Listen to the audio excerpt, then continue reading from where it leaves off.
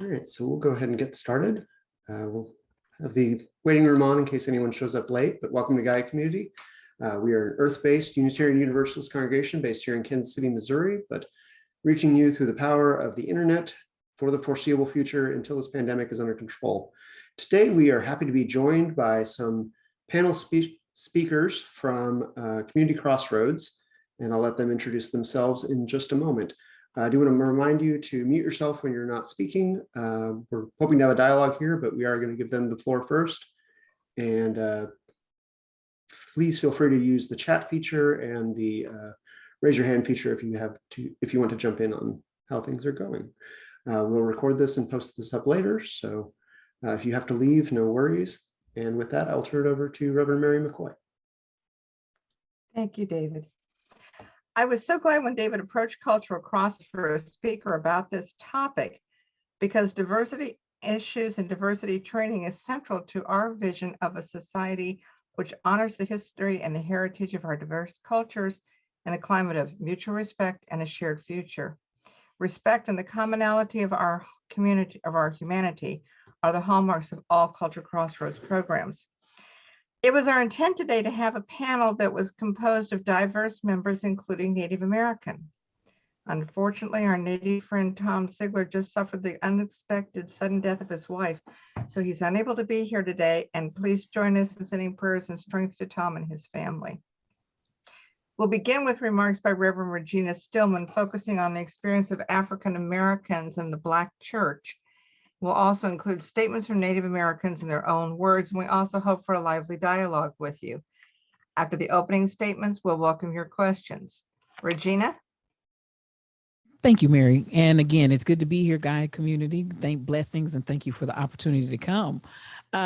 Just a little bit about myself. I am currently excited to be working with Mary. It's just such a blessing to work with her at Cultural Crossroads as well as with ADL, and having the opportunity to really fly and get a chance to spread my wings and fly here in sharing and experiencing as many faith traditions as possible. So again, Gaia, we appreciate you for the opportunity to come.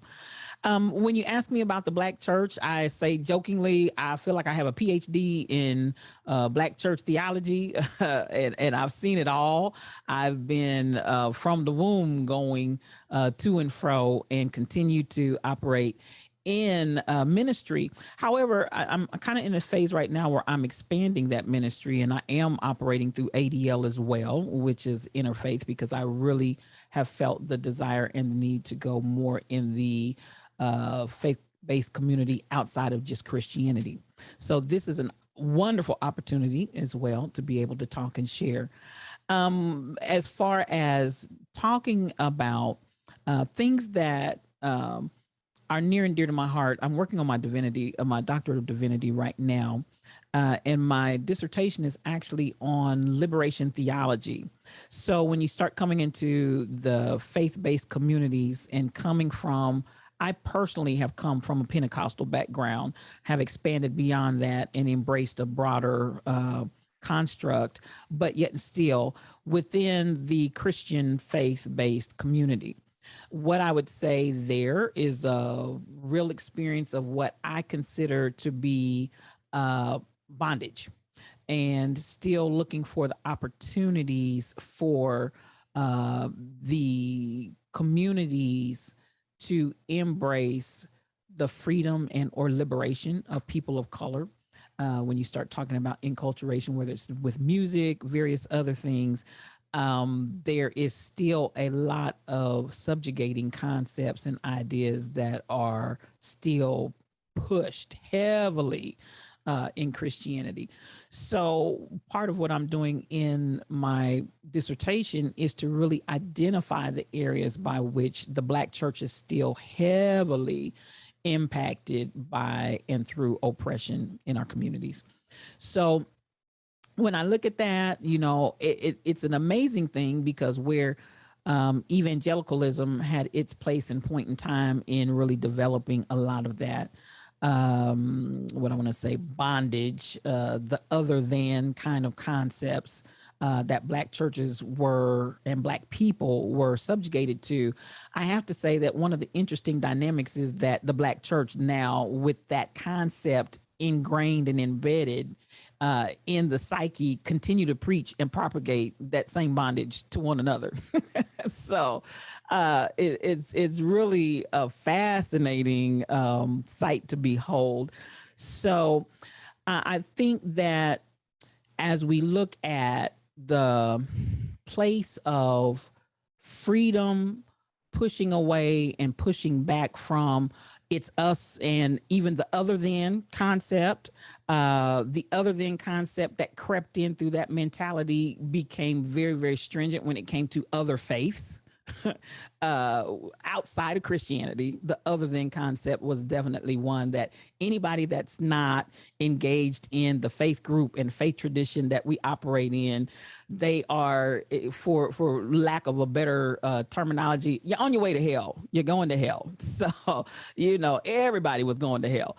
Then, interestingly enough, it was a scenario that even within Christian faiths to Christian faiths, you still had that concept of looking at others and that otherism that then had a mindset that even within the Christian faith, everybody outside of, and I'll use my own Pentecostal background as an example. If you were not a person even in the Christian faith of that tradition, you're going to hell too.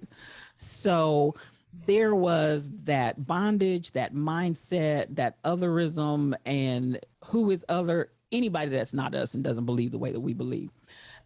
So that is a little bit of why I stepped away from that tradition, because I feel like, and I'm still in the Christian faith, but I'm broadening the concept and spectrum to say, let's take down this wall.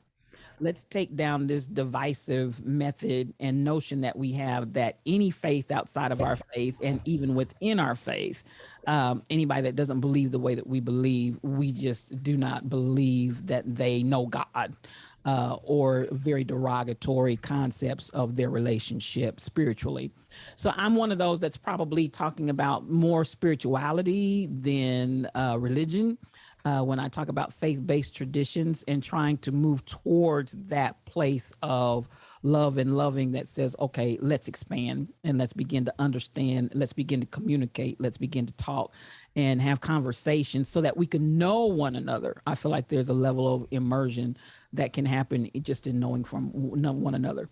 So I will say, within the Black church, one of the most powerful elements that we experience in the Black church pretty universally is music. And so I don't care. There's just that element of our culture where music is so huge, and it plays a tremendous role and carries over even in worship. As I look at that, I will have to say that a lot of the music evokes and provokes an element and a sense of feeling the spiritual connection that a lot of times you will witness and experience in Black worship, which still has some connections and roots to our African ancestry. So particularly for myself, having come from a Pentecostal background, you see a lot of what we call shouting and dancing in church. I'm very acclimated to that experience. That's very, very, very, very, very, very. I mean, we go for it. We go for it full hog. I mean, to tell you, and ultimately, what you begin to see. Again, I'm going to equate that to the journey from slavery. And then as we see freedom come to Black people, you start seeing a diversion and a dividing where when people of color and Black people begin to create, say, other traditional Christian faiths, they started to try to move away from the sense of the freedom and the shouting and the dancing and the hollering. So within even the Black church, you had what was developed as a I'm going to say, a more liberated and a more liberal kind of expression in worship. And you get the amens and you get the preacher that really, when he's preaching the sermon, you almost feel like he's singing a song, because it's what we call sing-song preaching. So, you know, they're singing the song, but it's really the sermon, and you're listening to every word, and the people are getting animated and they're getting excited and they're going forth.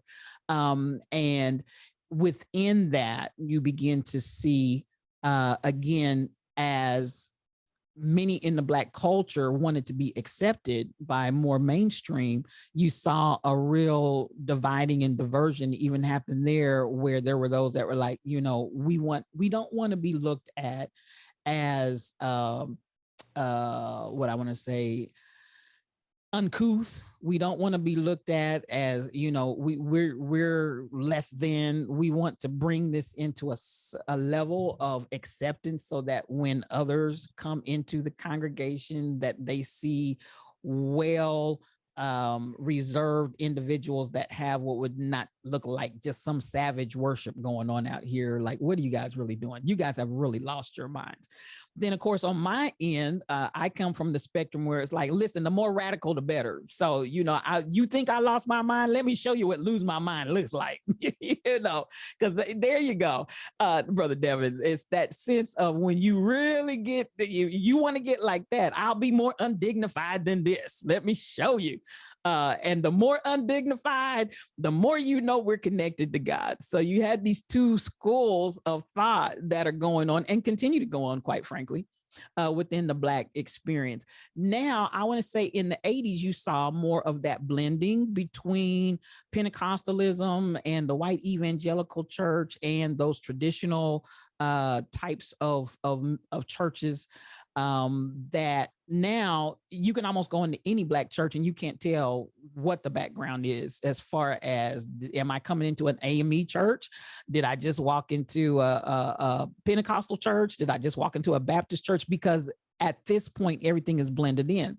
Now, I mentioned evangelicalism because I think one of the questions that is being flirted with today is the idea of taking music out of the culture and being used in other cultures, in the white culture, in that element of where can we, and I'm going to use it to this extent, where can we get that freedom? I think that was part of the vision that people were going for. But I also have to acknowledge that there was, I would say, from evangelicalism, particularly in the 70s and 80s, where it became fashionable to emulate and imitate Black worship, to the extent where, you know, you had many congregations that were coming out, and I heard the term amongst my white brothers and sisters, oh, I'm not going to go to that clappy and happy church. So you had the white church, which was looking like, acting like,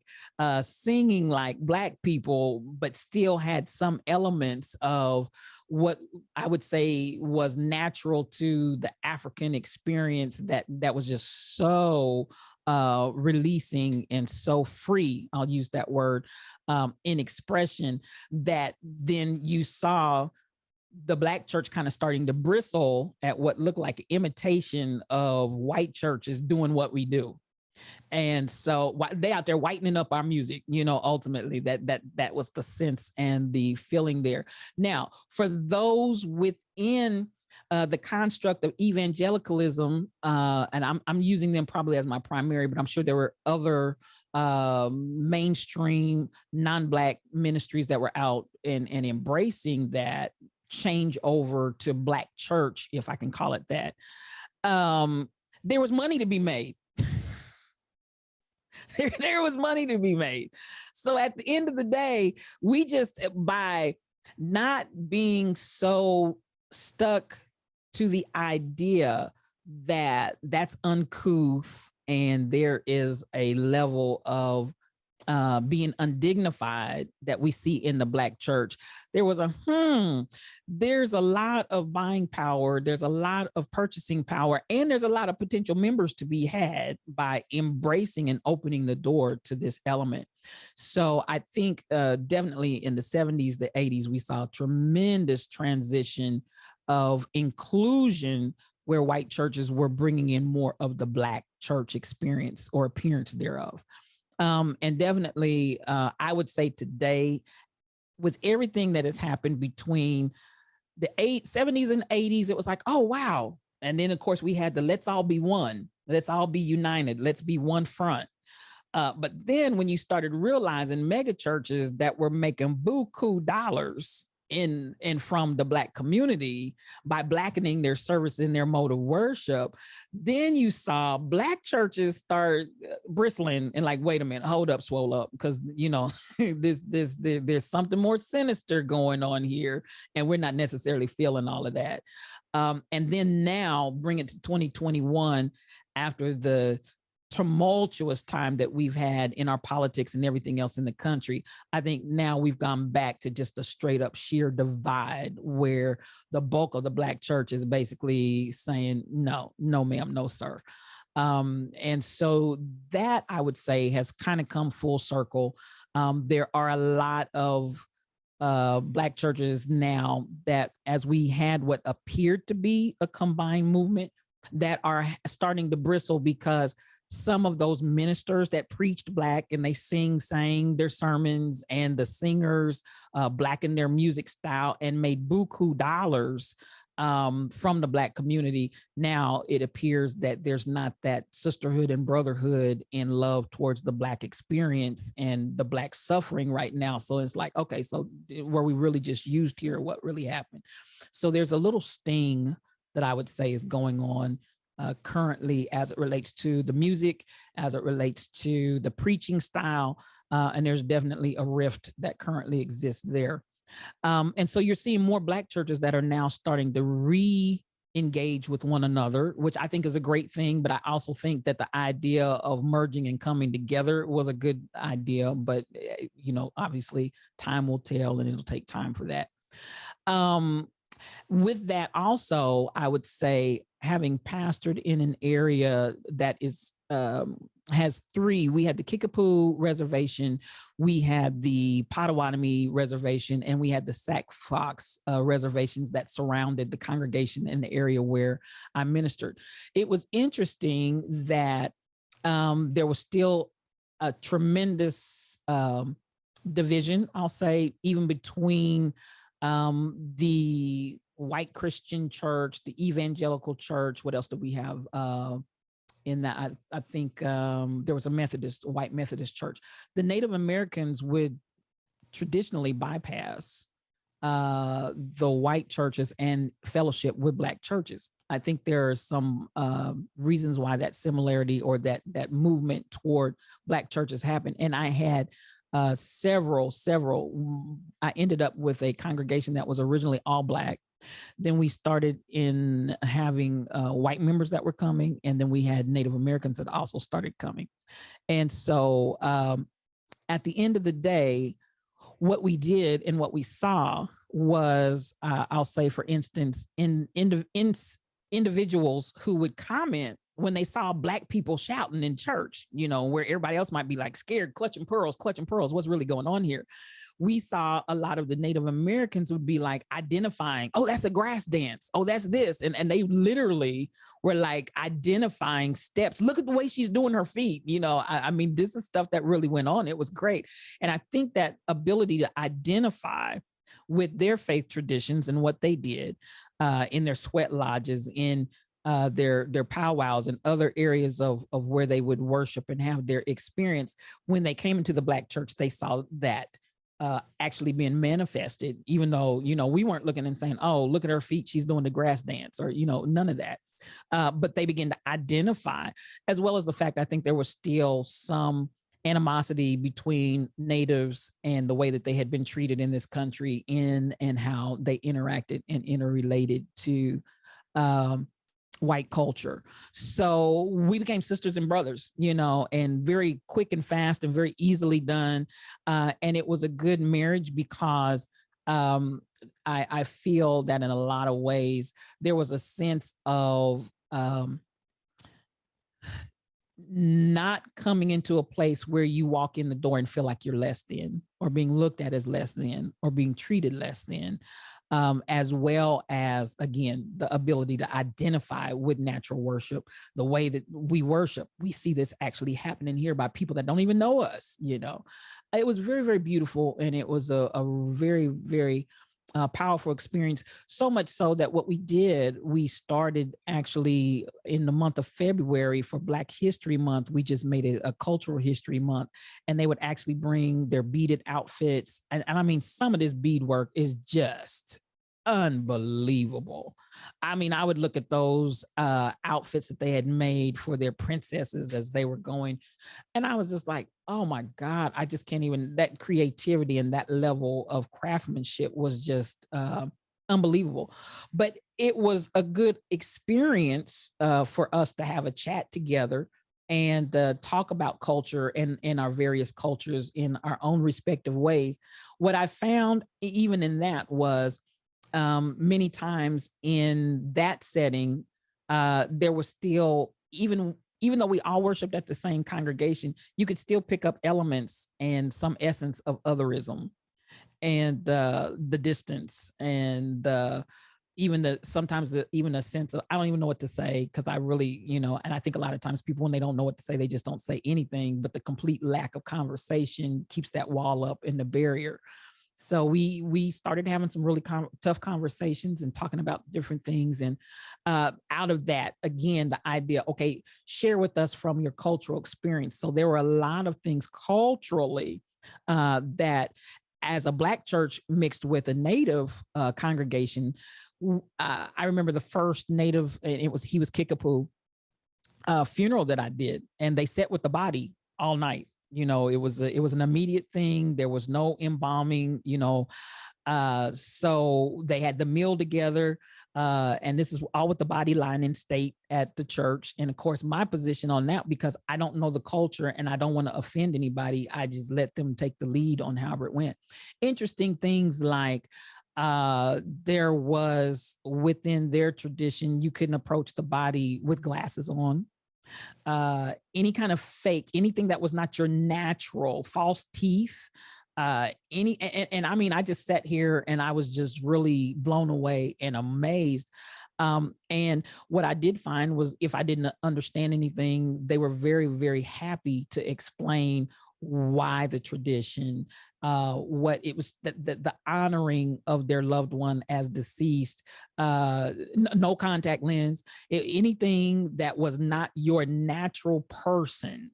They did not want you to approach the deceased as in, and it was that time of them spending their final moments with that person's body in their spirit and sending them away in honor. And any of this would have been considered some level of dishonor. And I think that's probably one of the biggest things that I didn't realize, those types of cultural differences existed there. And then what was interesting even there, because between the Kickapoo, the Potawatomi, and the Sac Fox, they all talk totally different languages, even though they're raised right there together. I actually had a couple in the house where the father was one nation, the wife was another, and the children spoke all of the languages, but the husband and wife didn't necessarily speak the other language. So that was very interesting, as well as them bringing to the table whatever their particular movements and cultural responses to the deceased were. And so that was a good, interesting conversation, eye-opening for me to understand that even amongst the different tribes, they didn't necessarily know how the other tribes, and we're talking about in a locality where everybody is within 50 to 75 miles max, but then some of them actually in the same household or same reservation. And even though they're on the same res, you still have traditions and things that others didn't know of the other. So I think that I'll stop there, because I don't want to just run away with this, but I think that Again, I would say probably what's most unique to the Black church would be music and our sing song style of preaching, which is still music. And the yeah, I'll stop there. I don't know if there are any questions or. Mary, did you want to add anything? I know you said you had some native pieces of information you want to convey on behalf of folks who've Oh, been. right, because especially since Tom couldn't be here, we've kind of gathered some ideas from Native peoples, some that I was already aware of, some that I basically found on the internet. But the big thing is, I think the thing to remember about the Native, as Regina was saying, she had these 3 distinct tribes, distinct languages, distinct cultures. A Native person is not going to say that they are Native American. They are not going to say that they follow Native American spirituality. In fact, I have heard a Native person say that doesn't even exist. They are going to be Potawatomi, they're going to be Cherokee, they're going to be Lakota.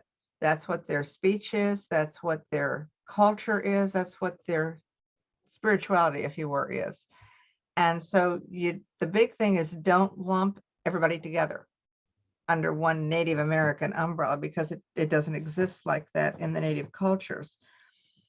The other thing is that they also want us to know that they're not in the past. They're right here now. They don't live in teepees. Say, we don't go to school on horses. We don't eat our traditional foods all the time. We want to break the stereotypes. That's from somebody from the Yakama Nation. There is a documentary that you can find online called White Shamans and Plastic Medicine Men. There's several natives that are interviewed in that documentary piece. Some of them can be a little, you might find it caustic, but I think we also have to keep in mind what the history has been. We have to keep in mind that until the 70s, it was even outlawed to have any ceremony at all. They were not allowed to speak the languages. They were put into schools forcibly. And so there's going to be a lot of history. The weight of history is on them. It's not on us. I think we also have to consider the fact that, for instance, you can go into nature and sit and absorb and meditate and think without calling it a vision quest, without wearing buckskin and feathers. You wouldn't do a bar mitzvah for your 12-year-old. You wouldn't do a quinceañera for your 15-year-old daughter. So why would you do a vision quest? I see this a lot with the drumming. Everybody loves to drum. And I mean, that was one of my first actual experience with paganism, was a drumming circle. But to drum, you don't have to have a Native American frame drum. You can have, well, okay, I am from, my background is Syrian and Lebanese. I have a drebeki, I have a duff, I have frame drums, yes, but when I am trying to change the world through my drumming, I'm using the drum that comes from my culture, from my DNA. I think that's something important to remember. I think the big thing, and the thing that the Native people are really concerned about, is that you have an exchange. You don't take. I mean, how would you feel if we had a sports team called the Caucasians? You know, it's all respect, and that's the big thing. It is all respect. Anyway, are there any questions that you have for either of us? I did have some people send in questions ahead of time. Okay. For their forethought, I'm going to let them go first. So Kitty, I don't know if you have your questions to hand. I can read them for you. If you don't, I did copy them out of your email, but if you've got them, please go ahead and unmute yourself and share them with the group. Let me get them here. Sorry. That's okay. Do you want me to do the first one while you're looking? No, I've got them. Okay. So, I mean, this is really mostly related to native spiritual, or I know that's not the proper term, but yeah. that's the one I'm going to use, native spirituality. So, given that I live on the land in the United States and was born here, and I've lived in the house I've lived in for 30 plus years. So how do I appropriately connect with and honor the spirits of this land? I mean, culturally, I'm European, background German and Irish, but it feels to me that much pagan spirituality is connected to place, Mhm. and being out in nature has always been the thing that was most um, that I connected with the most. And so it's important to me to connect and honor the spirits of this land. And but I don't want to do that in a way that's considered appropriation. Considered appropriation. Um, so that's kind of one question. Are there certain honoring practices which are not appropriate if practiced by Europeans? And the last one is, if in the connections I may make, powers appear to be, dressed in some form of Native American attire, should I believe that appearance is real or just an illusion created by my biases or previous readings about Native American deities or powers? So that's kind of my general question. Okay. Well, one thing I would say is that you can definitely honor the spirits that are here. The spirits may appear to you in a certain way.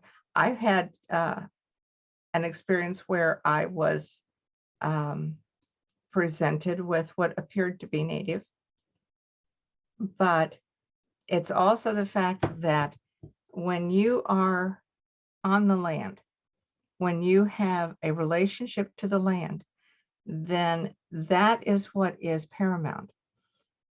It's also the fact that it doesn't have to necessarily be considered native. We have a medicine wheel in our backyard. That's what everybody thinks it is a medicine wheel.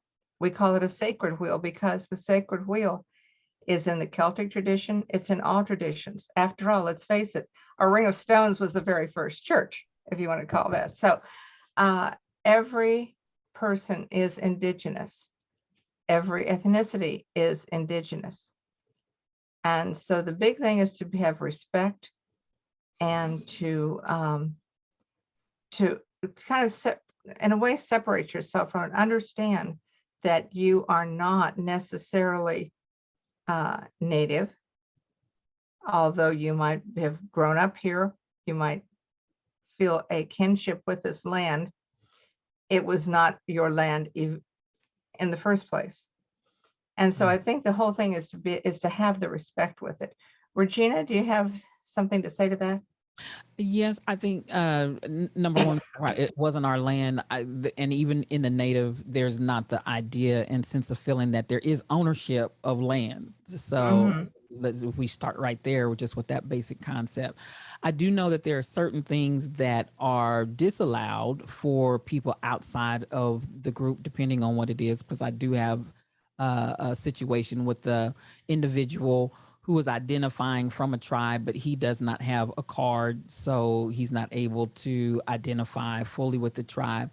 And he was going out and on his own identifying and doing certain rites and rituals, and the tribe basically gave him a cease and desist. Yeah. So they shut him down quite grandly. And he's, spewing his whatever, but at the end of the day, they have the right to say, we want to protect what we do and we want to protect who does it and how it's done. Because even in something as, and I'll go back to, if I can use it as an analogy, my potentially disrespecting their loved one had I walked up with my contacts or my eyeglasses and not known I was being disrespectful within their ritual. So there's that need to really have a greater depth and knowledge so that you can know what is, and so I do know that that's an area. I also want to kind of in a way in tandem or piggyback on what Mary is saying. I personally feel there's a sense of saying to everybody, do what your spirit tells you Mhm. without so much a matter of I want to, and this is my personal opinion. So, I definitely can't speak for the Native American tribe, but this, as I've looked, Kitty, to me, as I observe, there are so many cultures, even if you to go back to the Celtic, if you go back to whatever, there's so many cultures that at some point in our ancestry, we've all worshiped very similarly, in my opinion. And I think that so then for one to take ownership, and so I'll use the black church and black culture and say, oh, you guys are taking our stuff, and it's like, no, but I mean, is that really so, or is that really the expression that this individual or this group really feels or has without necessarily trying to rob or steal from just for the sake of making money? Maybe somebody the same way I felt that expression move and work in me. Maybe somebody else felt that too, and they just happen to be white. You know what I'm saying? So I can't automatically assume that you're just trying to imitate and vice versa. It may actually be that's what you felt and that's the way it came across. So then when you start talking about whether it's Celtic, whether it's Native American, whether it's black culture, I think we all need to just let everybody be free in their expression from their heart and let your spirituality be your guide, and whatever comes to you, be free to do that without necessarily associating it to one group or another, because I believe at some point in some place it's going to mirror or look like something that somebody else is doing, not because it's an imitation, but just because spiritually that's the expression.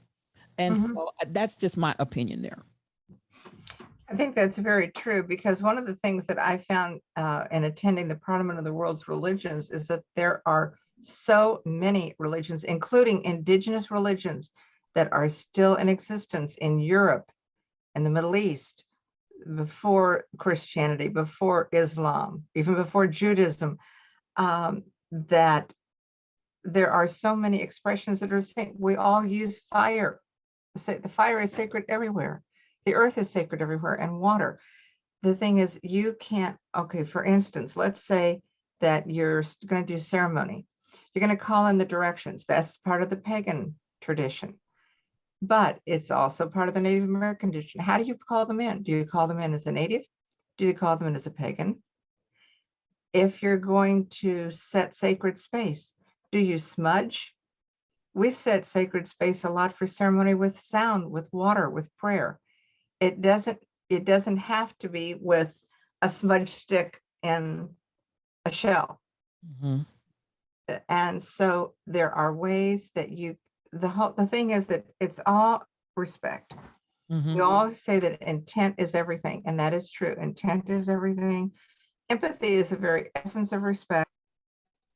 As Regina and I have talked before, it doesn't matter what the question is, love is always the answer. Mm-hmm. Mm-hmm. Mm-hmm. And if I can, even with that, I'm mindful because there were some kinks, if I can call it that we had to work out as we were fellowshipping together, because there was still that otherism that wanted to pop its ugly head up even in the Christian, everybody coming together under one roof. So as we started delving into culture and we started talking about saging and smudging, I had to deal with my congregants that wanted to look at them and say, oh, that's of the devil. I mean, really, they wanted to look at and say that's of the devil. And so I said to them, what's the difference between them saging and smudging and you using blessed oil, which is a tradition within but you're still taking that oil and you're still smearing it. You're doing the same thing. It's just the difference between, is it sage, is it oil? It's the same thing, but you want to look at the other person and say, it's not so, that's not right. When in essence, it's the same activity. And that's what I guess I'm saying. At some place in some juncture of the road, it's going to intersect because it's some of the same elements of worship. It may be a different something that you use, like the difference between the sage or the blessed oil. But at the end of the day, you're still smearing, you're still smudging, you're still doing the same thing. You're still speaking words of blessing, or, whatever the case may be. And so that's, I think, where I'm trying to say, I think at some place in the road, you're going to find out we're all doing the same thing. And even though we might be doing it with different methods or whatever the case may be. What's that old thing? We're all walking each other home. Yes. Yeah, you're right, Kitty. Incense is used, holy water, it's all the same thing. It's all an outward symbol of inner spirituality, is what it really comes down to. Any other observations, perhaps, or questions, either one? I know Aubrey had some questions they wanted to ask. I definitely have a few. I'm going to break them in chunks because I don't want to take up all the space, all the air in the room. One of the questions I had is, as someone who is, I've got a multicultural background, but I look white. I am white. That's the experience I live and have in the world. And as someone who was raised Christian, but now as an adult has chosen to be a UU pagan, but has done interfaith work. But like, I come from both, my dad's got some Cherokee Methodist background. My mom's from the Catholic Church. They both went to Pentecostal church when they were younger, when they were visiting relatives.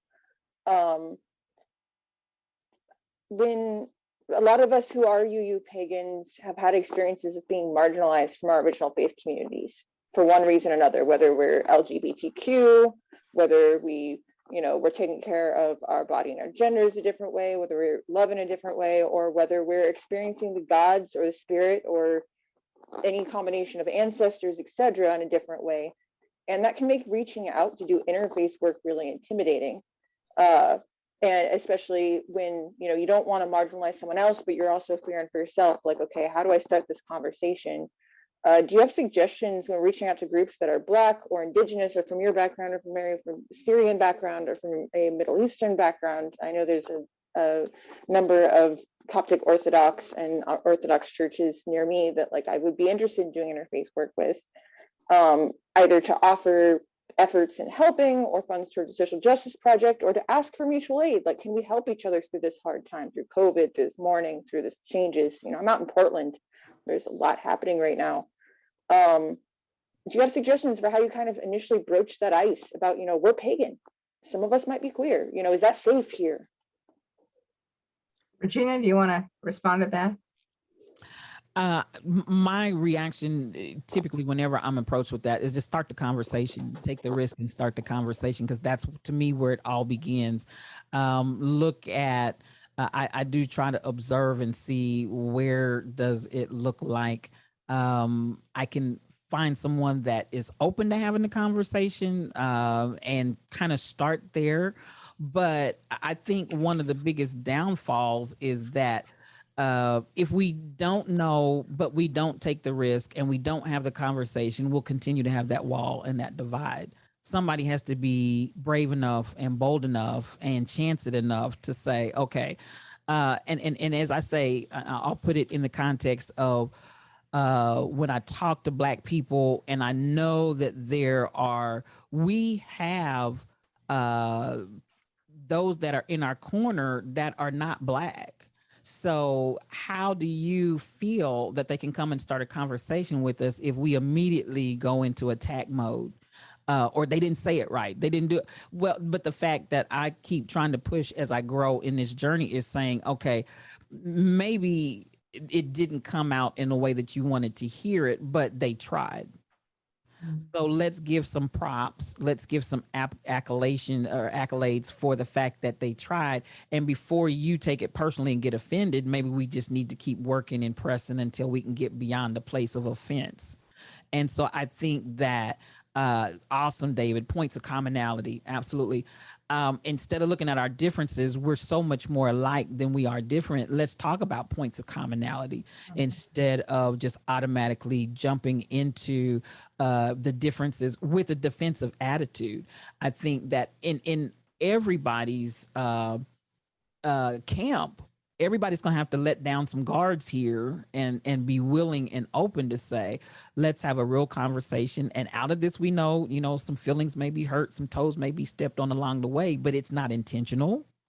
And again, as you said, David, let's find points of commonality and let's start in the places that we can build and bridge versus the division. But I still, at the end of it all, say somebody has to start somewhere. Somebody's got to start conversation. And I Awesome, think thank you. your inner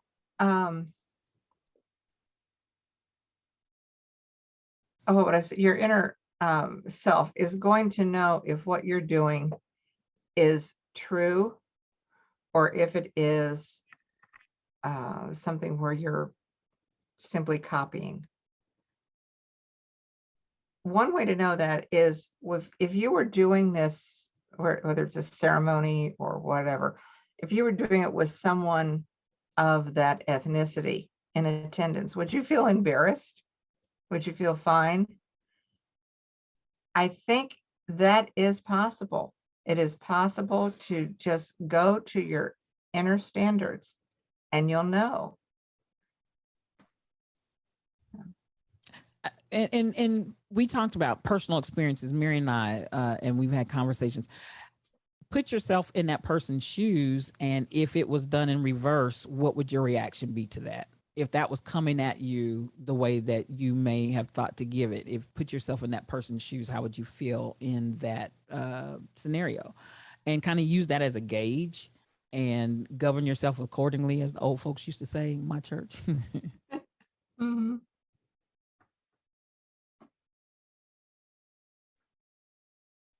I don't know. Thank you. Did we answer your question at all? Yeah, for sure. Thank you so much for your perspective. Just gonna kind of go through some more questions here. Is it okay if I list a couple in a row, David? Like, in other people in the room, like, Yeah, go ahead. No one else has raised their hand, so we'll let you get a couple more and then we'll see who else has questions. When referencing stories from news or history or myths even, I recognize that I'm coming from a place of privilege and humility with the fact that, like I said, with that white experience, and also though being really fortunate to be raised with a lot of relatives who aren't white, I have exposure to all these different stories and gods and spirits for different perspectives. That said, there have definitely been times where I'm not certain if reaching out for service, to take my Christian experience, there's been times where, having spent a lot of summers in Louisiana, ways that I'd be acting in church there was completely fine, that when I came up to Oregon, it was like ice. Like, what's this white queer doing over here? Even though it was like, I was not trying to put on any kind of show, it was, just trying to show up, be present with my friend who invited me to church, we're gonna sing, I know this hymn. And I've been curious I don't know if there are anything that either of you have run into your experience, or anything that Tom has mentioned on your experience, where it's kind of like, these are things that ahead of time, like, please don't do this, please don't interact with ancestors or gods and spirit this way. It's been coming up a lot more for me often, because I do have relatives that I'm mourning who are from different faith traditions and different racial experience, and I want to be respectful of that. And I don't think that they individually would have an issue with how I want to approach that, but I'm also aware of the fact that we worship in a congregation, we're a public group. And so what I might do at home honoring my grandmother might be different than what might be appropriate with me honoring my grandmother or my aunties or uncles, like, at church. And so, like, if there's anything, I guess I'm kind of wondering if there's anything that you're like, I wish that either white people or people from another faith or settlers would ask to do this or be involved with this less often, or anything that you're like, I wish people would ask me this more often. Like, I wish people would get more involved in this, like, one way or another, Yeah, and actually what you have, the only way to really learn is to talk with somebody that you can talk to and ask them, just, I am simply trying to learn. I'm not making any value judgments, but I also don't want to do anything that would be hurtful. And so teach me. one thing I will say is that that is one thing that the Greater Kansas City Interfaith Council does very well. We have had, I remember we had one discussion right after the Supreme Court case that made same-sex marriage the law of the land. We had an entire evening where we just sat and talked about what our various faiths thought about that. Some of the faiths were not in favor of it. Islam comes to mind. Some were. ADL many, many years ago even put into their bylaws that we would be able to do commitment ceremonies for same sex. And yet everyone was interested to learn. No one was persuaded one way or the other, but it didn't matter. The whole point was to learn about each other. And I think that's all you can do is try to learn, respectfully learn. Regina, you have anything to add to that? I would agree. If you're really wanting to learn something and people know that you want to learn, there's an openness that you have there. I would say that one area that I would add with that is as we're learning one another, if I'm the student, not to try to instruct the teacher, if you know what I'm saying, because sometimes I think in the Black community, there tends to be a feeling of, if I'm approached and and someone says, I want to learn, then as the learning starts, we get schooled a lot, if I can put it that way, and it becomes very offensive. And so it's like, okay, let's ask questions, let's have dialogue, let's do all of that. But in the learning process, even though I'm using it in the reverse, it would also be the same Black to white. So I'm not trying to make it sound like it's just one side or the other. If I'm the student and I'm learning, or if whatever culture, if I came into Guy and said, I want to learn, and then you start moving and manifesting and teaching me, and then I start telling you, oh, this is this and that is that, it's just like, come on now. Are you here to learn? Are you here to tell me, what so that would be the one thing I think. Karen and Ken syndrome is something that you're going to get an immediate reaction to in the Black community. So is that Mary, are you about to fire me? Is it No, that's is it okay for me to say Karen and Ken syndrome? I just don't know. It's just, to me, a perfect way to describe it. Oh, absolutely. In fact, I would kind of think that probably everybody would have a reaction to that, I would hope. Do you have suggestions for congregations that are pagan or UU or like predominantly white, which thankfully don't always go together, but sometimes they do, to help individuals from either of your backgrounds feel more comfortable, where you're like, this would help me feel more comfortable coming in? I'm not saying just as far as like, obviously, like being kind, welcoming folks, telling where things are. I mean, I here for that always. But as far as like when trying to reach out to folks in the community who don't know we exist, like something that would make it clear, like, like this is a place that I can come and ask questions. I can come and I can share my experience. I think a lot of it is simply to just state your intention from the outset. And I would say as well, Mary, the intention along with to have some means of really in a friendly kind of way educate, because I would say certain, depending on where they've come from, certain faith groups carry a stigma with it for non-people of that group. And as erroneous as it might be, people put their 2 cents in and they say, oh, they believe this or they do that. And, and then when you actually encounter that group and that faith tradition, it's none of that. Or even if it is some of that, maybe you need to understand how it's incorporated in the worship. So I think there's some education that needs to go along with that. Otherwise, when people go off half educated and half knowing, I think that's where a lot of detriment comes into play. Right. It's being a student, being respectful, and maybe standing back a little bit not just jumping into everything. Not thinking you know, and when you maybe don't. We all know that saying that we're all students and we're all teachers. This is where you need to be a student. You need to let the people in that group take the lead. And I guess I wonder too, along this line, is there something to be said for engagement with the low hanging fruit first? I feel like sometimes we get folks that are ready and they come in ready for battle. And is that really where we want to start? Maybe we need to identify those that are openly and friendly from the start and start building from there and then let it grow. Because I know for myself, that's something that I had to grow to learn in approach was, you know, I tended to be, and I'm definitely in a conversion process, but I tended to be ready for the challenge and let's get, but I'm learning there's something to be said for the low hanging fruit that doesn't require right off the, you know, this is open to begin with. Let's take all of the avenues and opportunities with those who are open and those who have open arms and potential, but that's still going to require some getting out there and getting to know. Exposing us, exposing myself, and because otherwise you can't just look at somebody and gather whether or not they're welcoming or not. There has to be some level of engagement there.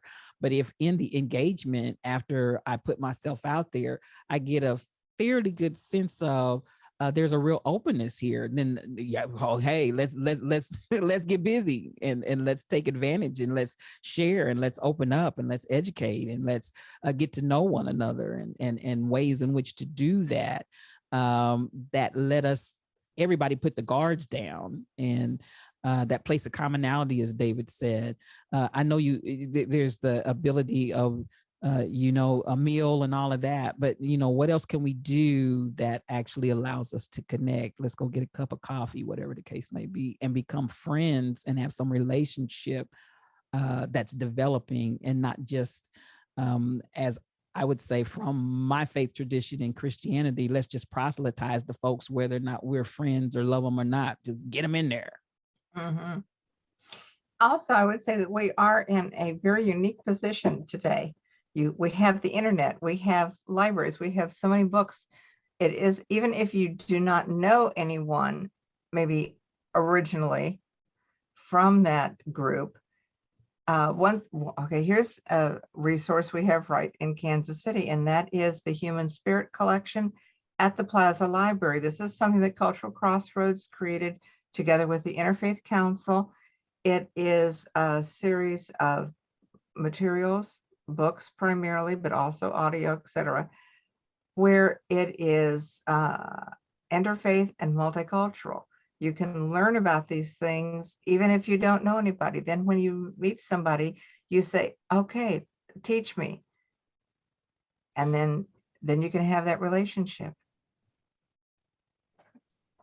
And it's a marvelous collection, I might add. That's really good. I just watched like 17 years go up when you said that. Pardon? I said I just watched like 17 years go up when you said that. So everyone reached out and grabbed a pencil. So I put it in the chat. Yeah, it's at the Plaza Library. When the library is open, you go in back in the back by the large meeting room by the painted cow, and it's in a very distinctive bookcase. Trust me, it's a very distinctive bookcase. And we are, in fact, in the midst right now of augmenting that with the library and adding more materials. If you go down to the bottom shelf where the kids can sit on the floor, that's the children's section. So there are all kinds of materials there where you can learn about people, even if you don't know anyone, so that when you do meet someone, you're ready. Well, and specifically say. Hey, good. Awesome. Good. All right. Susie, I see you have your hand up. You want to go next? Sure. I'm kind of I refer to myself as the stealth queer person. I look white, I'm 1/4 Navajo and plus Cherokee Mohawk. I look straight, I'm not. I look Christian, I'm not. So people say things to me or assume things about me that and tell me things. Mhm. It's it's a bit of an odd position to be in. I sometimes feel like the outsider wherever I am. But right now, currently, I'm the concierge at a luxury retirement complex, which has a lot of really conservative people. I've gotten to know a lot of them and am loved by a lot of them. I've just been nominated to the company is very committed to diversity and inclusion. It's one of the key foundational principles, and they mean it. I've just been nominated to a resident-led committee for inclusiveness and diversity and belonging. I have a really unique chance here. I'm also a little scared, a lot scared of outing myself and then people loving me, not loving me anymore. I'm looking for the proper tone to take to try to help some of these people widen their scope in accepting people. I guess I'm asking for some guidance in how to do that. So I want to make waves without causing a tsunami. I know the feeling. Yeah, well, nobody is going to look at me and think that I'm Syrian Lebanese. That's for sure. If they think anything, they think I'm Jewish. So, and as somebody who had their career in real estate, that brought up a lot of very interesting situations. All you can do, Susie, is come from a place of love. If you come from a place of love and openness, that is going to show in everything you do. And that's going to kind of rub off on people. They're going to understand it. That's all you can do. Regina, would you say? Susie, am I understanding that you occupy that position, that leadership position for the diversity, or you're wanting to bring it?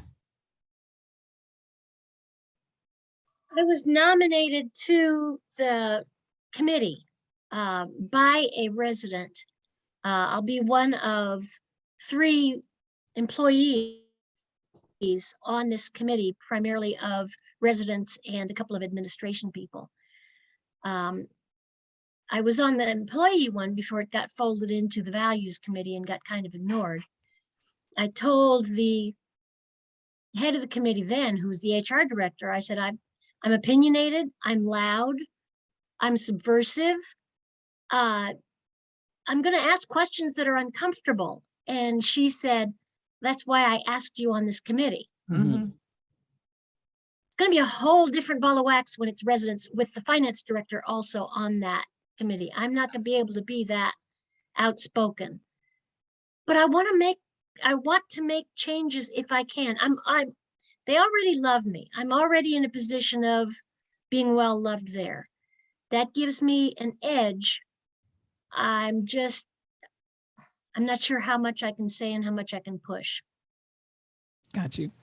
And the reason why I asked, I am working and have worked in conjunction with Kansas City Free Health Clinic, KC Free, and they have an initiative. Yes, thank you, Aubrey. They have an initiative that drives for diversity, not just for LGBTQIAP+, but diversity, period. One of the things that I think is an awesome approach, and they're doing it from within the ministries for those of us that we meet with, and the leadership. That's why I was asking you at what level of leadership or what access to leadership do you have? Because the approach that they're taking, and I say we because I buy into it 100%, is that of we're creating a judgment-free zone community. And so with that, when you present it in that way, judgment-free zone, some people tend to find it a little more palatable, and you can work within the construct of that to kind of open that bridge up and widen that closed mind. And, without necessarily outing yourself, without necessarily, definitely there's going to be some, what I want to say, maybe some growing pains to the transition going on. But at the same time, I think to maybe partner with somebody like that, agency, group, something that actually is moving forward in the place of bringing greater diversity, so it doesn't all fall the weight on you, I guess I would say. And I know that because you're in leadership or moving into that leadership role, you can really drive the car in facilitating that a little bit more than maybe it would if you were not that person. I think it's a divine opportunity for you to step in and really make a difference there. So I think, and I have to wonder, is that what the universe is doing with you here? Yeah, it's, I started a whole new career at 65. And I'm limited somewhat in what I can do because I am still an employee. Okay. And this is within the construct of the corporation. Mhm. So I can't bring in outside organizations. Okay. I just, well, I'm going to be talking with several people here as we go along, before I go into committee meetings with statements and make sure that I'm not pushing the envelope too much. I love what Regina said, though, about having a judgment-free zone, because when you set that, then that allows everyone to come in on an even basis, and that allows people to be together. That's very important. I'm writing that down. And it's been very effective, I have to say. And especially in the Black church, who has been very closed largely to LGBTQ IAP. So it has been an open door that we've been gingerly kind of tapping on the door and talking with different, and we really try to start with the leadership, because if the leadership doesn't buy in, it's kind of a fruitless effort.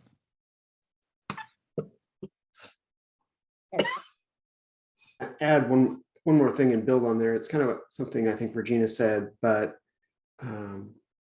the idea of suggesting someone who is not Susie, but who has that experience and can come in and voice that gives you a little bit of cover. Because one of the things I know about you is you know everybody. And so you don't have to necessarily out yourself as being in that community, but if you bring in someone from the Interfaith Council or this other community, these other networks that you have, then Susie, the employee, is not the one that is outing herself and putting a target on her head. She's just facilitating this knowledge for all these people who are hopefully and ostensibly there to learn and share and make things better at your facility. So that's all I would say. Barbara, you want to get in on this? I will tuck that idea away if they allow me to do that. Absolutely, yeah. I know your position is middleman here. Hold on, Barbara. You're muted. There we go. Yeah. This occurred to me earlier when we were talking about going in and learning and being the student and asking questions and being open. But as Susie talked about being on the other side, it came up for me too. You can say to yourself, I am going to go learn from person A. And you can go in with the best will in the world. And Regina said a little bit about this. Suddenly, the rug is taken out from under you, and you're shaken. And your desire is to be a student. But suddenly, out of the blue, you're triggered. You're reacting. You're upset. An experience I had like this, which did not end in either success or disaster, was at my UU church social hour, chatting with some people who had come in for a meeting, and they were members of an Islamic segment of religion, and I, said, listened to some of the things, and I said, this is very interesting. Now, how does your I'm pagan, how does your faith feel about that? And they were very kind and very gentle, and they said, well, you're committing a terrible sin, and you're going to, you're damned. lost.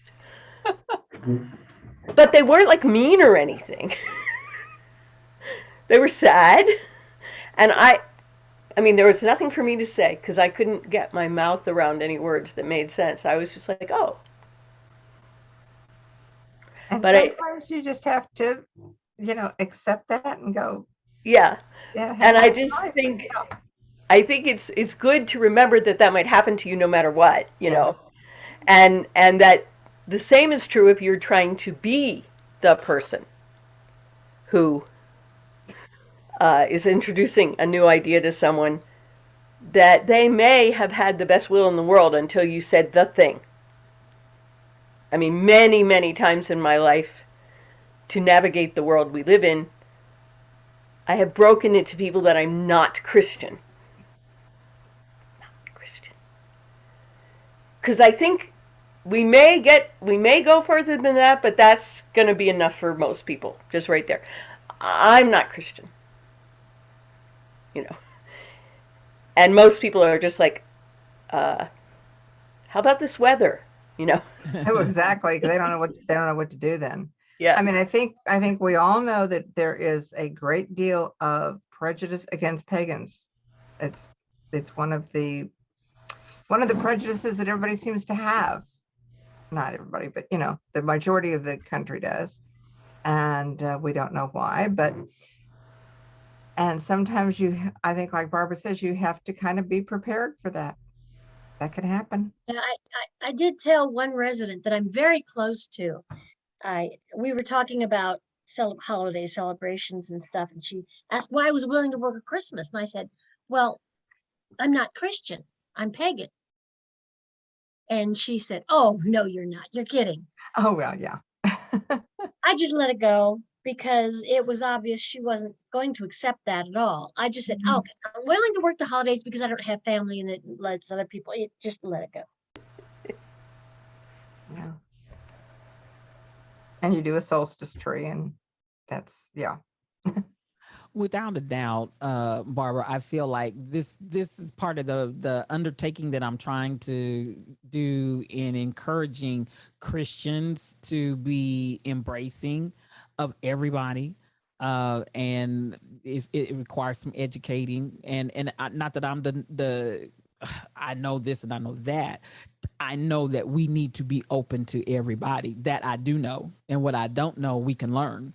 And to encourage others to say, let's take a different approach and let's take a different avenue of how we deal with it. But I will say, largely, in my opinion, the biggest problem and hurdle to overcome is to educate Christians as to what paganism is, because there is just absolute blatant ignorance. And I think that's the hurdle. Mm-hmm. But getting people open-minded is the first step, I think, as far as from a Christian perspective, trying to talk to other Christians. When I said today, and I have a stream that I do, when I said today I was coming to join a pagan group that is talking and exploring, clutch pearls. I mean, people are like, oh my God. And I said, but there's no closed door. We should be able to go anywhere and everywhere. And is there a problem with being able to go anywhere and share love? Is that really an issue?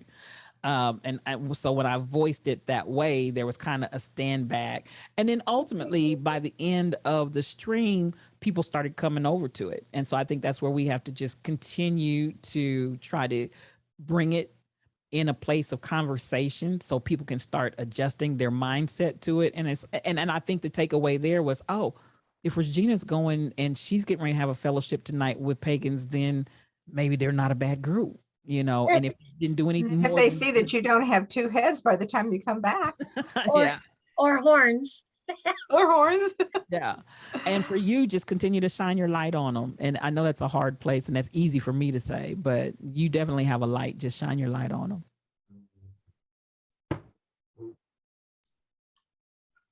Thank you. Aubrey, you want to go? You have some more questions? Yeah, I was wondering, so Regina, you've been talking about this, finding folks who are open, and I appreciate that both you and Reverend Mary have come here today to be here with us. Where do you feel like in your own respective ministry journeys and in the communities you're in, there is a desire for that fellowship with folks like us, whether that's us sharing that, are you seeing places where it's like help's needed here, or, like communities needed here, or, this is a space you'd be welcome. It's nice to know where to reach out to find the friends to maybe ask for coffee, where it's like, I think people find the faith paths that they need to be on, and some of them are more straightforward and some of them are more winding, and all of them are beautiful. Mhm. Are you seeing communities, whether it's through Alliance of Divine Love or through your stream community or through your respective practice, River Mary, where you're like, yeah, like the fact that like is there a nature-based tradition, and that we love kinesthetic connection, and we love, which obviously it's harder in the land of Zoom, but I know that churches everywhere are dealing with that right now. Like I can't dance with anyone right now. I can't share an orange with them, which is something we've done before. It's singing on Zoom is awkward for everyone, I think, no matter what your faith is happening. Absolutely. Where are you seeing other folks who are you seeing other places where you're like, yeah, like and also I guess as an extension of that, like at the risk of, I don't want to be a Karen here, so please feel free to tell me if that's what I'm doing. Like, is there anything you do want to ask us while we're here? Like, we are here together in this time. Thank you, and I appreciate that. And if I can let the guards down, I'm not going to perceive anything to be a Karen here, because we're all learning and we're all in this journey together. So let me take that off the table. And while I'm there, let me say also, Mary is a good woman. I put some bad juju energy out there, and I was doing it as a joke. She's not gonna fire me because number one, I'm not hired, and number two, I guarantee you, she's not that kind of person. And number three, we're here for love. And so that's been bugging me while I'm sitting there. So let me clear that little energy out there, even though I said it in jest. I'm like, yeah, but you still got to pay attention to how you put that energy out there in case somebody believed it, because she is just the best. Okay, so I had to get that off my chest because it was bugging me. Oh, good. The answer to you is yes, yes, and yes again. So I operate in both Facebook, YouTube, and Twitch, which is very interactive. And I'm telling you right now, I left a Twitch group that started at 5:30 this morning. And this has been the beauty of the internet. And I hope you guys take advantage of it as a community. I'm now networked with people that are in Australia. I'm networked with people that are in Canada. I'm networked with people that are in all over, you name it. So Twitch and the internet allows you that ability to interconnect all over the place. I mean, there's no boundary. So this morning, case in point, I had a group that I walked in and participated in. She's doing meditation. She's doing deep meditation, very, very powerful. And so she's kind of married meditation to Christianity, which, if you understand, that's an odd marriage, depending on what, particularly in the black area. So, and it's almost all minorities that are in this group. And so we get in this group and she just starts flowing in this meditation that's just so powerful. The bell is dinging. And, you got folks that are like, oh my God, I never, who really came from a background where, when we pray and what they call meditation, Father God, in the name of Jesus. And it's definitely, you're not going to meditate in that. In that environment. So, you've got people that are coming from that have now made a complete transition, and they're still Christian, over into the meditation arena. And they are asking, where else can we go and where else can we connect? Because there is that understanding there's more than what I've been exposed to. And so how do we explore? And they're basically coming to people that they feel are safe and getting what they need. And then also additionally trying to connect outside even that spectrum to go broader. So yes, that's definitely happening big time on the internet. And so I hope you guys plug into that. It's a whole lot of it. And then furthermore, today I do play for in person at a church, and had a conversation with the pastor's wife, who was like, I just want you to know that even though, and I did step away, I definitely am through the season, I think, but I definitely am that one that when I walked away from the traditional, particularly Pentecostal Black church, it definitely was not favorably looked upon.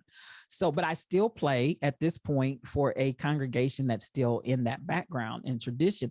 The pastor's wife, as I was leaving the church today, came to me and I was telling her, I said, just kind of brought up the conversation. And I have no problem with saying pagan. I said pagan because I think the only way we can start to break down some of these barriers is to name it, claim it, and not have any kind of negative energy. And even though it may be met with, oh my God, clutch pearls.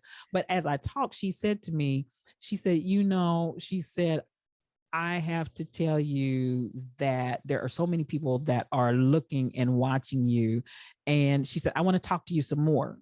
I said, and I really kind of shared with her the idea that there should be no human being on the face of this earth that we distance ourselves from because of religion or our faith traditions. And so, and I also kind of shared with her a little bit about ADL and what the interfaith journey is. And so she said, I want to talk some more because I think I want to explore more. So I'm just going to use that and say, I believe that there are a lot more people out there like that. And that's not a testimony to me. It's a testimony that people are searching and they're looking for something to bridge us together, because if the pandemic has done anything, I think it has taught us how much we really need connectivity to one another. Very true. Thank you. Julia, Did you have anything else on that question, or you can let Julia ask her question? Mary, did you? No, you're there. Okay, good. Julia, go ahead. there you go. Yes, thank you. Thank you both for being here with us today. I've really appreciated hearing about your work. And I was wondering about, I noticed and appreciated, Mary, that you earlier used the word hurtful, as in we don't want to do something that's hurtful to someone we're trying to dialogue with. And I appreciated that you used that word rather than offensive or something that's more softened, because it does hurt when people hit us somewhere we're vulnerable, and even if it's a paper cut kind of hurt and not a knife wound. Sorry for the violent imagery. So what I wanted to ask both of you was, in the kind of work that you're doing, you're making yourself vulnerable, and the people that you're dialoguing with are making themselves vulnerable, and that could open you up to hurt if somebody makes an error from not understanding something. And I was wondering how you see people move past that, because I know a lot of people seem to kind of freeze up if they do something that hurts somebody they're conversing with, or they start getting defensive and go, well, I didn't mean to hurt you, and therefore why are you mad at me, or stuff along those lines. And especially Regina, it seems like you have such incredible poise, and even when you're doing something like admitting it that you don't feel great about something you just said, like you just did. But I imagine maybe there were times earlier on in your work where maybe you were met with somebody not understanding, and maybe you had a harder time moving on from that in the conversation. So yeah, I'd just like to hear either of your perspectives about that if you have them. Well, I think it's always possible to have a pushback. And Barbara has mentioned this a lot. And I think you just have to realize that just as you might inadvertently say something that they would not perhaps take well, you might inadvertently say something that someone else wouldn't take well. And you have to forgive yourself for doing that and just move on. Regina? Let me say it's a learned behavior for me, Julia, because I can be, and in the past have been very abrasive. And so but I'm learning and I pay attention. So when you shared, and thank you for doing that, that you were more comfortable with hurtful versus offensive. So then I'm gonna take that away in my memory.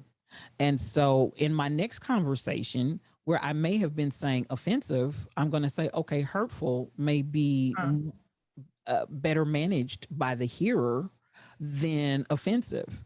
A And softer so word. a softer word. Mhm. And so when I hear conversation, and that's why I said at the end of the day, to me, it's all about let's get the dialogue going because nobody's perfect. And then the understanding on my part that nobody is perfect. So don't try to hold somebody to a state of perfection. And because I'm not perfect. And so, this is all by growth for me. Mary's just soft spoken. I think I'm that one. I can just come at you, and I had to learn that that's not a conducive conversation style. It's not a communication style that works well across the board, and especially if people don't know where I'm coming from. So the people that are close to me kind of know my heart, so they don't have question mark, question mark, question mark. But when folks don't know you, they're going to have question mark, question mark, question mark, and then you can't turn around and be offended because they have question mark, question mark, question mark. You got to adjust and adapt your behavior. So, and I think this is the growth process for me to take from my journey and say, how can I incorporate this across the board and continue to be a student that's learning? Because nobody knows it all, and I'll never know it all, and you'll never know it all. And so just embrace that idea. We're all in class. We're all learning. Have mercy, have compassion, have some understanding, and then take little nuggets as you go along the way. Mhm. Kindness is everything.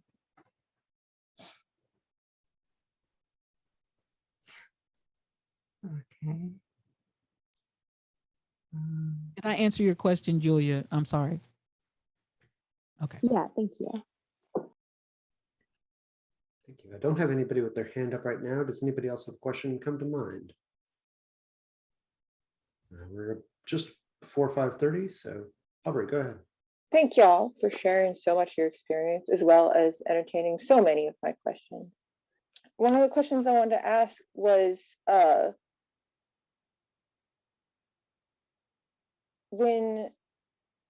since UUs are, as a group, usually we try to honor multiple heritage months, multiple religious holidays and such that aren't always our own first.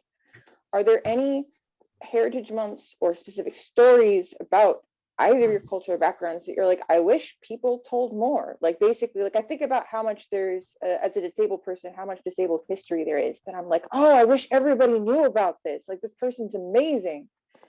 Like, I wondered if there's stuff that you're like, I wish more people talked about this. And then I guess as kind of a like addition to that is, I'm thinking of like back when I was in school and we'd have labyrinth walks or we'd have menorah lightings and like students would come and share like this is part of my faith, or the teacher would share. And there was some stuff that was like, yeah, we could just do this as a class.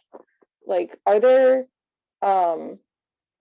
stories that you would like to see you churches sharing more often, or specific like commemorative days or months that you're like, hey, I wish there was more of a light here? And when we are telling those stories, sometimes when I'm reading resources on it, I'm seeing a lot of conflict on which names to use, specifically when it includes like Black people. And there's the name that is the English name that was used in textbooks. And then it's like, no, this is the name that name. Or when there's like a different language involved and they're like, this is the name that's going to get people reading about it in a book. But this is the other, because this is what has been written about mostly, but this is another name that's used. And I've sometimes seen people be like, hey, please don't use that because it's not in English. And other times they're like, yeah, please go for the pronunciation. And I sometimes can't find a consensus. And I was wondering if you could provide any context from your own experiences. Like, I know you can only speak from your own experience, but like on what you prefer people do. Like, yeah. Regina, did you have some? I think I probably tend to identify pretty early on in my conversation as Black. Now, even with that question being asked, let me identify, even as you shared, is like, what term do you use and what's politically correct today? Because it might not be politically correct tomorrow. And that's one of the unfortunate plights of people of color or Black people, because the name has changed, the term has changed. It's just constantly changing. Which, you know, what other culture group has changed as many times as we have? Case in point, my mother, who's recently deceased, God rest her soul, I just want to say her name, Anna Stillman. I was always mystified by her because she grew up during a time when Black people and people of color were called colored. And so she did not want to be called Black. She was offended by Black. Now, this is in the same household. She did not want to be called Black. She wanted to be called colored. And I couldn't for the life of me figure out why in the world would she want to be called colored. And you're talking about two different generations, two different ideologies. I was raised after Say It Loud, I'm Black and I'm Proud. She was raised prior to that. So she was near and dear to the term colored, and I am still offended. Don't call me colored. But I've also taken the issue of, and this is where we are today in our political correctness. Now we say people of color, and you tell me what's the difference between people of color and colored. It's the same thing. But, you know, at the end of the day, I will take people of color, and I do use the reference of people of color because it's politically correct in this day and time. But I said, you just found a backdoor way to call me colored as far as I'm concerned. So you're only going to know based on conversation with the individual. And just like Native American reality, everybody doesn't lump into the same categories. And so it is a matter of how can we have a conversation together. And I do try, even something that's beautiful. I love when I came in and I was like, shoot, why didn't I do that? I see Julia, she, her. I see Aaron, she, he. And I know that's what we're doing in this day and time because it's politically correct. And so that self-identifying is done right at the onset. So there's no question and discomfort for the person that's trying to engage in that conversation. And I would say probably some way, somehow, as we go on the healing journey between cultures and racism, there's probably going to be a need to be able to allow people to self-identify, and then everybody just respect how they identify themselves. Because like I said, my mother to her grave was call me colored, and I'm going to probably be to my grave call me Black. So, you know, you just have to have that conversation and it is vulnerability involved there, obviously. But I think to ask and to know rather than to try to guess, even when I marry LGBTQIAP plus individuals, I ask them, what are the pronouns? And you'd be surprised how many times I have individuals that are just like, oh, I can't believe you asked me, what are my pronouns? And oh, absolutely. Because I want to know the pronouns that you want to use, not what I choose to use for you. Of course, there are those of us also who can't figure out how to do that on Zoom. So, but yeah, and for instance, in my family, I think of myself as Arab, although it's Syrian and Lebanese. Most of my family says they're Lebanese. So what's the difference? We're just as Syrian as we are Lebanese. We had a grandfather that was one and a grandmother that was the other. So what's the difference? But I think the one thing that I would have is that I would like for people to realize that there are Arabs that are Christian. Not everybody who is Arab is a Muslim. My family is not Muslim. So, but that's all I have to say. That and the fact that if I would put my pronouns on if I could figure out how to do it. Mary, if you'd like to stay after, I'll definitely show you that. I appreciate. We can Yeah, share I that. appreciate both of y'all. I do want to, before I move on to Julia's question, I do want to touch on one thing that Aubrey asked. I don't think you recovered, and maybe you don't have a good answer for this. Sometimes you get stories where the story comes to us through a translation from another culture or another background. And so we have an English name for it, but there's authentic is a loaded word, but it's the best one I can think of off the top of my head. There's a traditional name or there's an authentic name that goes with that story as well. And if we can figure out how to pronounce it, is there any sense of whether it's better to use one or the other? And probably I'm going to shut up and let you talk because you're the experts here. I think the thing that I think about is Denali. You know, that is okay, here's one. I have a real problem with people talking about Devil's Tower. I have a tendency to call it Bear House, which is where and no, I don't know what it is in Lakota. I'm sorry, I don't know, but I will call it Bear House rather than Devil's Tower, which is, I'm sorry, it's such a Christian thing to call everything unusual part of the devil. That's, what can I say?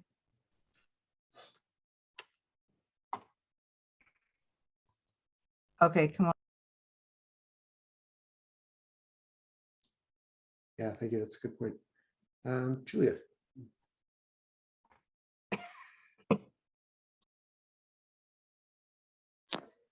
So I wanted to ask about, you've mentioned a couple of times, both of you, that like kindness is key, respect is key, and I totally agree on those things. And I'm looking for more ways to put that specifically in practice. What are some good openers, dialogue openers, to ask people in a respectful way about their practices, about their beliefs? Like, I guess, because sometimes people ask questions, sometimes people ask me questions when they find out that, for example, I have a wife, that kind of show that they're already making some assumptions.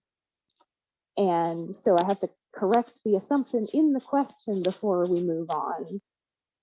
So what are some good ways to ask about people's faith practices or cultural practices or otherwise, that without making assumptions while we're asking questions and approaching it as more of a student to a teacher way? To me, a lot of it would be simply admitting right up front that you do not know, that you are asking out of a position of respect and a desire for knowledge and a desire to not cause any discomfort. Regina, you got a better solution? No, I agree. I think for me, what I'm learning in the journey is I genuinely have an enthusiasm in wanting to know, and I try to communicate that energy of enthusiasm when I ask the individual, so that they know, number one, I'm authentic in my ask. I'm not just trying to blow smoke. And number two, not to start with some kind of derogatory energy that we then trying to convert over to something positive. Even it's something as simple as, I have to, for me, retrain my facial expressions to say, oh, let's have this nice smile, open, welcoming, versus, oh, that whole pay attention, Regina, pay attention. And again, not because there's any fake and phony about it, but just how does this translate to the person that's watching, listening, or observing?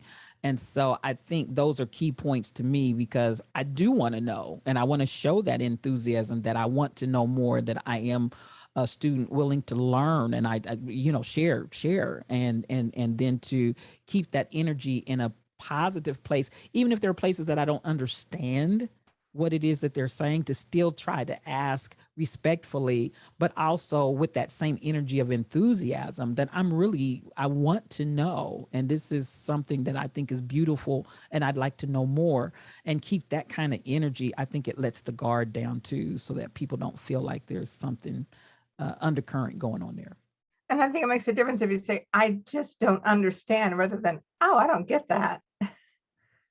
Yes. And that just makes such a difference. However you would like to have somebody ask about you, then you want to do that same thing when you ask other people. It's part of the golden rule. Yes.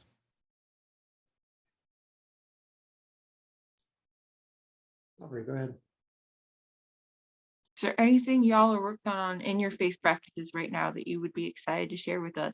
That you're like, this is something I'm working on in my journey that I'm enjoying and I'm appreciating and I want to share.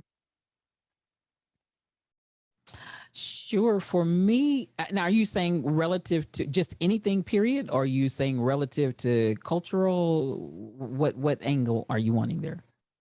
I was keeping it really open. Just I've been so grateful for how much y'all have both shared about your experience, and we've been focused really on like how can we engage with you in a respectful way, how can we engage with others, and that is something that's important, but also just like, as far as what you personally are working on, like something that you're like, this is great for me right now. This is something I feel great about sharing.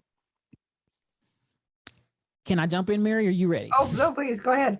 Listen, I think what I'm really excited about right now, and I don't know if you all have seen on CBS, the Wind Telephone. Have you guys seen that? Anybody familiar with that? So before the tsunami, there was a gentleman over in Japan that lost a very dear loved one. And then after the tsunami in 2013, he created what's called the Wind Telephone. I see you shaking your head, Devin. Have you heard this story already? Okay. So the Wind Telephone has become popular not only in Japan, but it's popped up all over the place.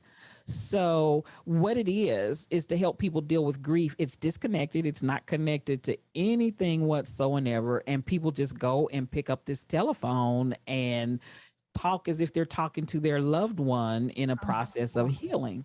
And so in the stream that I host, I was interviewing somebody who lost her mother 4 years ago, and she began to open up about her grief. Well, lo and behold, the response of the viewership was so overwhelming about the grief. So she mentioned the Wind Telephone segment, and we played it on the stream. And since then, we have started in my Discord channel, if for those that are familiar with Discord, as an addendum to what we're doing in the stream. We're doing every Friday where she comes in, and then I also had someone that is trained and certified in grief counseling and therapy that happened to be sitting in the midst that also was like, oh, I want to be a part of that. And in this has been a very spiritual and healing journey that has just jumped off and blown up. And so I made a Discord channel that's titled Wind Telephone, and they just go in and type as if they're talking to their loved ones. And when I tell you, these messages that they're sending and leaving for their loved ones are so powerful, but it's also powerfully healing because they're getting this out. And I mean, from the day that we started it, it has just taken off like wildfire, and it's extremely powerful. And it's the safe place. We definitely guarantee a safe place. But for those, I have one brother, and particularly in the Black community, we don't deal well with grief. We do the, oh, praise God, we know it's a homegoing celebration, we know they're with the Lord, and these people are hurting. These people are devastated, and they're wounded, and they have to carry and continue on in this facade of everything's fine and dandy. The stuff that has been coming out in that, I call it good grief sessions, has just been overwhelmingly powerful. And I'm telling you, not only we're all being transformed. So it's a beautiful journey. And me, just to share a little bit, I found my nephew deceased on February the 11th of last year. And then my mother fell on Christmas Eve. Or I should say he was in 2020. Yes, the both of those were in 2020. And then Christmas Eve 2020, I found my mother had fallen on the ground, and she subsequently passed away later on. So it's almost like, even from that standpoint, I've been engaging and interacting with other ministers and saying, you don't have to be that superhero, and we're walking this journey together. And everybody that's coming out of the woodwork for this journey has been overwhelmingly powerful. So that's something that's got me really hyped up right now. That is so awesome, Regina, because grief is one of the commonalities that we all share as humans. It is. It is. It knows no barriers. And I don't care how much money you have. I don't care what color you are. I don't care. I don't care. I don't care. Grief is real, and we're all going to journey through it. And it's a commonality that you just can't get away from. And then the idea of the journey healing together has just been powerful. Mm-hmm. Thank you for letting me share that, Aubrey.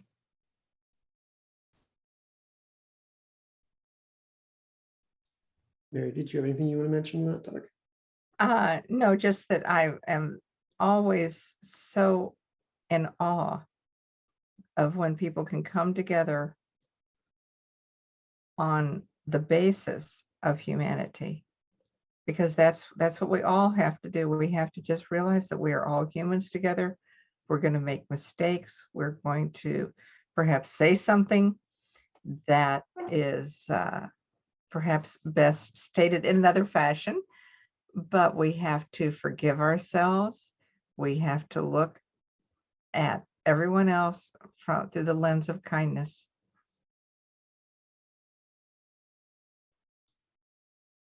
Thank you both. That really segues really nicely into our weekly announcements, which I'm going to put in the chat, but I'm also going to say very briefly out loud. This week we have social justice meeting at 7 p.m. on Tuesday here on Zoom. And then on Friday evening, we'll be doing our games night. We will be coordinating that through Discord. So if you're not on there, I put a link to that there, and we'll go from 7 p.m. on Friday until we get tired of it. All that is, of course, Central Time for those of you joining us from our far-flung reaches. Thank you very much for our Portland contingent for joining us today. We have some expats and relatives and loved ones of expats who are coming to us through the magic of the internet today. So your audience is reaching beyond where you maybe thought. We also we continue to support Harvesters Food Bank because the pandemic is not over and people need help. And there are, if you're not in Kansas City, there are of course food banks everywhere to support for that. And any of these events can be found on our website at GaiaCommunity.org. And does anybody have any announcements that I missed for the community or that you just want to brag on for a minute or less?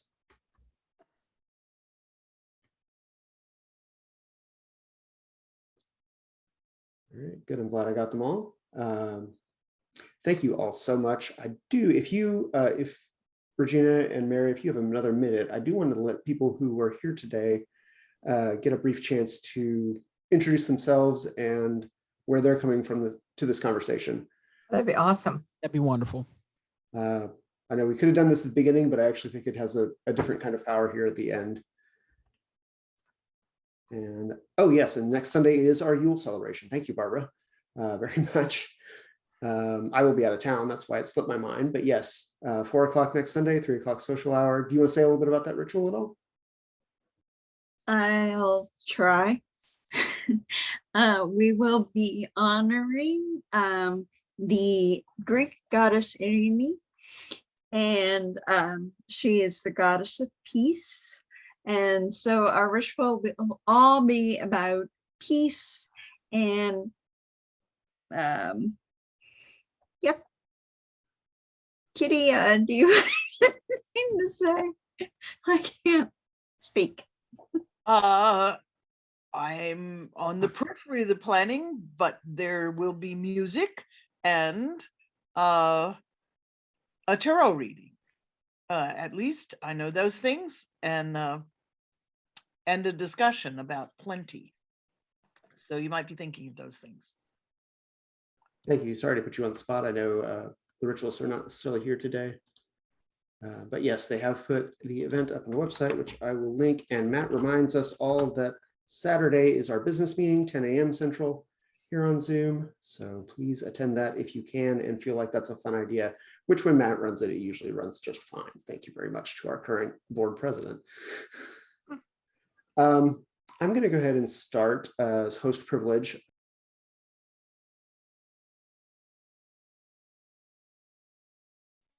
Thank you for the segue.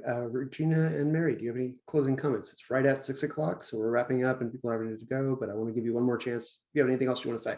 Regina, go ahead. I just want to say thank you so much for the opportunity to come and share. This has been a real blessing to me.